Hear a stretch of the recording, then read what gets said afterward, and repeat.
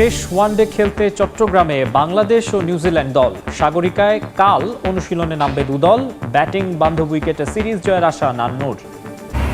নিউজিল্যান্ডের বিপক্ষে প্রথম দুই টি-20-র জন্য 15 সদস্যের দল ঘোষণা বিসিবির। বড় চমক অলরাউন্ডার আব্দুল গাফফার সাকলাইন, বিশ্রামে মুস্তাফিজ তাসকিন। বিসিবি নির্বাচনের আগে জেলা বিভাগ থেকে কাউন্সিলর নির্ধারণ নিয়ে বড় চ্যালেঞ্জে ক্রীড়া পরিষদ। এখনও হয়নি স্থানীয় অ্যাডহক কমিটি, দ্রুত সমাধানের আশা। প্রায় 2.5 বছর পর শুরু বিসিএল এর লঙ্গার ভার্সন। সিলেটে ইস্ট জোনের বিপক্ষে সেন্ট্রালের সংগ্রহ 6 উইকেটে 272 রান। নর্থ জোনের বিপক্ষে বড় সংগ্রহ সাউথ জোনের।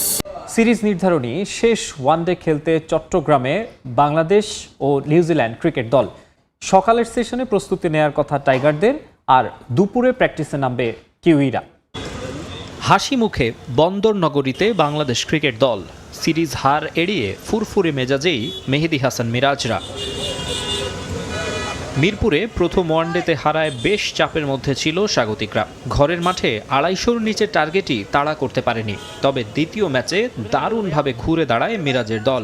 নাহিদ রানার গতির কাছে দিশেহারা হয়ে পড়ে নিউজিল্যান্ড। টাইগার পেসারের 5 উইকেট, আর এরপর তানজিদ তামিম ও নাজমুল হোসেন শান্তর 50-তে সিরিজে সমতায় ফেরে টাইগাররা। আর সেই আত্মবিশ্বাস নিয়েই এবার বন্দর নগরীতে ফিল সিমন্সের শিষ্যরা।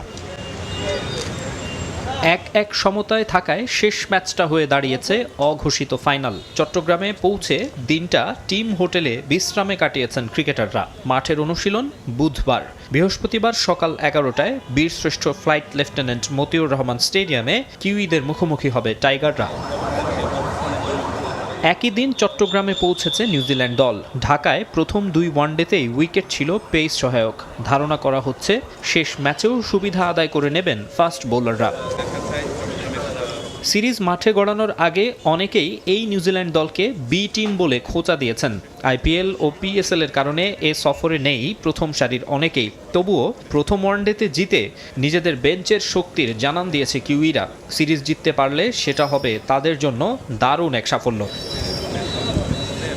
এই ভেন্যুতে এর আগে 50 ওভার ক্রিকেটে একবারই মুখোমুখি হয়েছে বাংলাদেশ ও নিউজিল্যান্ড। 2008 সালের ওই ম্যাচে 79 রানে জিতেছিল কিউইরা। চট্টগ্রামে ব্যাটিং বান্ধব উইকেটে নিউজিল্যান্ডের বিপক্ষে সিরিজ জয়ের আশা মিনহাজুল আবেদিন নান্নুর। ক্রিকেটাররা মাঠে সেরাটা দিতে পারলে কিউইদের হারানো কঠিন হবে না বলে মনে করেন বিসিবির অ্যাডহক কমিটির এই সদস্য।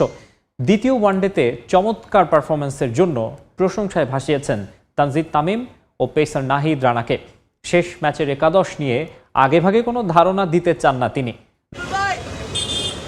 সাগরিকায় বাংলাদেশ দল। নিউজিল্যান্ডের বিপক্ষে প্রথম ম্যাচে হারের পর দ্বিতীয় ওয়ানডেতে দারুণভাবে ঘুরে দাঁড়ায় টাইগাররা। সিরিজ নির্ধারণী ওয়ানডের আগে আত্মবিশ্বাসী পুরো দল। মিরপুরে দ্বিতীয় ওয়ানডেতে ব্যাট হাতে 58 বলে 76 রানের চমৎকার ইনিংস উপহার দেন তানজিদ তামিম। বল হাতে নিউজিল্যান্ডের ইনিংস ঘুরিয়ে দেওয়ার পথে বড় অবদান ছিল নাহিদ রানার। কঠিন পরিস্থিতিতেও তাদের এমন মানসিকতায় প্রশংসায় ভাসালেন বিসিবির অ্যাডহক কমিটির সদস্য মিনহাজুল আবেদিন নান্নু। তানজিদ তামিম আছে অনেকদিন ধরে খেলে যাচ্ছে, অনেকগুলি ম্যাচ খেলে ফেলছে অলরেডি।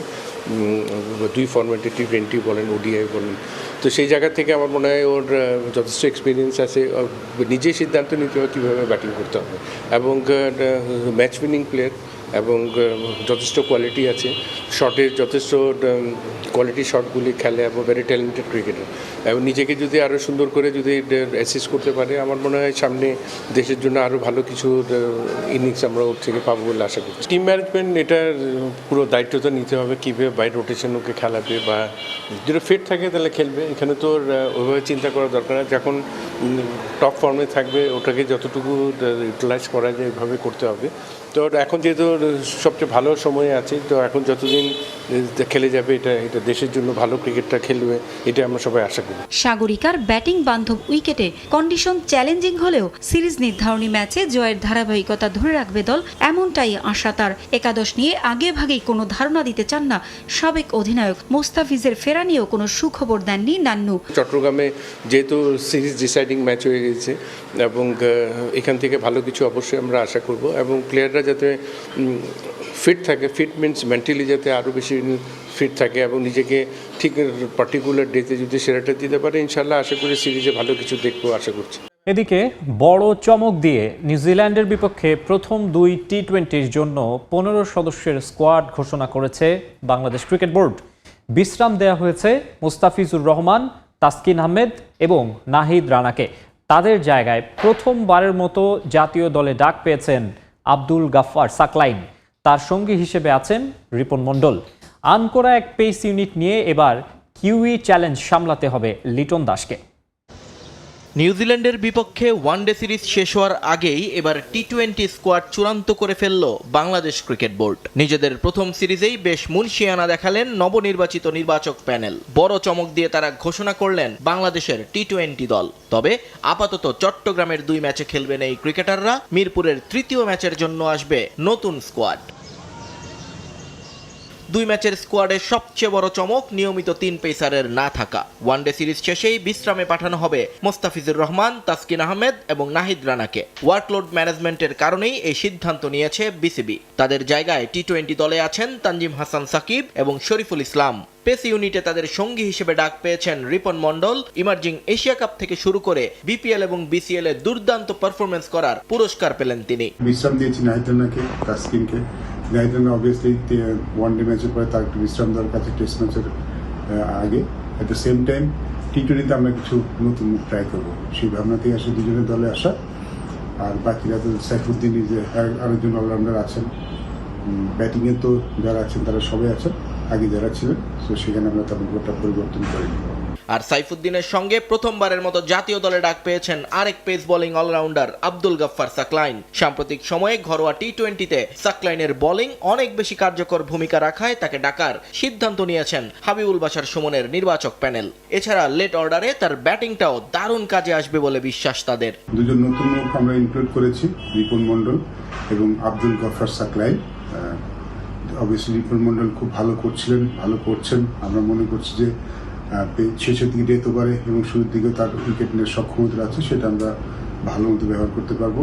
আর আব্দুল গাফফার সাকলাইন আমরা একটা বোলিং অলরাউন্ডার খুঁজছি, তিনি হয়তো আমাদের সেই অপশনটা হতে পারেন। সেই চিন্তা ভাবনা থেকে তাকে দলে নেওয়া, আশা করছি তিনি আমাদের ভবিষ্যতের জন্য সেই বোলিং অলরাউন্ডার যে জায়গাটা সেটা পূরণ করতে পারবেন। তিনি রিসেন্টলি ভালো ফর্মে আছেন, আশা করি তার সেই ফর্মটা আমরা কাজে লাগাতে পারবো। স্পিন বোলিং ডিপার্টমেন্ট সামাল দেবেন রিশাদ হোসেন, তার সঙ্গে থাকবেন নাসুম আহমেদ এবং শেখ মেহেদী হাসান। আর লিটন দাসের দলে ওপেনিং স্লটের জন্য আছেন তানজিদ হাসান তামিম এবং ইনজুরি কাটিয়ে ফেরা পারভেজ হোসেন ইমন। দলের সহ অধিনায়ক সাইফ হাসান। মিডল অর্ডার সামলাবেন তাওহিদ হৃদয়, শামীম পাটোয়ারি এবং উইকেট কিপার ব্যাটার কাজী নুরুল হাসান সোহান। আশা করছি আমাদের দলটা এবার টি-20 সিরিজটা ভালো খেলবে। টি-20 স্কোয়াডে নতুন মুখ রিপন মণ্ডল ও সাকলাইন। বিশ্রামে মুস্তাফিজ, তাসকিন ও নাহিদ রানা।